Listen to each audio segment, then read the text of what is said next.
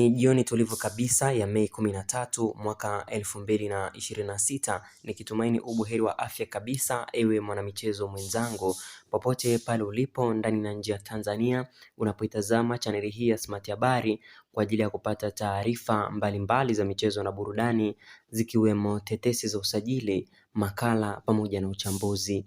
Kama umetutembelea kwa mara ya kwanza na labda umevutiwa na taarifa zetu ambazo kila mara tumekuwa tukiziweka hapa, ni kusi usubscribe kisha ubofye alama ya kengele. Taarifa njema kunako klabu ya Dar es Salaam Young Africans chini ya uongozi makini wa Engineer Hersi Ali Saidi ni juu ya ongezeko la winga machachari kutoka Jamhuri ya Kidemokrasia ya Kongo, ambaye kwa sasa ni mshambuliaji katika klabu ya ST Lupopo ya inayoshiriki ligi kuu ya nchini humo.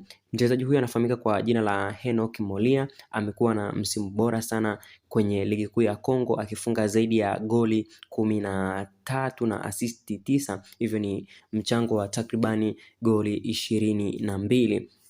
Sasa Simba na Young Africans wameshagundua kwamba mchezaji huyo anahitaji changamoto kubwa, ameni changamoto mpya ndani ya msimu unaokuja. Hivyo tayari wameshaanza kuangalia namna gani ya kuweza kumshawishi kuweza kuja kutumikia vilabu vya Kariakoo, lakini chapuo kubwa wanapewa Young Africans kwamba huenda wao wakawahi kuna sasaini ya mchezaji huyu machachari ambaye amehusika na upachikaji wa magoli takribani 22. Hivyo tusubiri tuone nini ambacho kitatokea wakati msimu wa 2026-2027 utakapowadia. Rafiki yangu mwema na mtazamaji wa chaneli hii, kama umetutembelea kwa mara ya kwanza na labda umevutiwa na taarifa ambazo tumekuwa tukiziweka hapa, ni kusi usubscribe kisha ubofye alama ya kengele.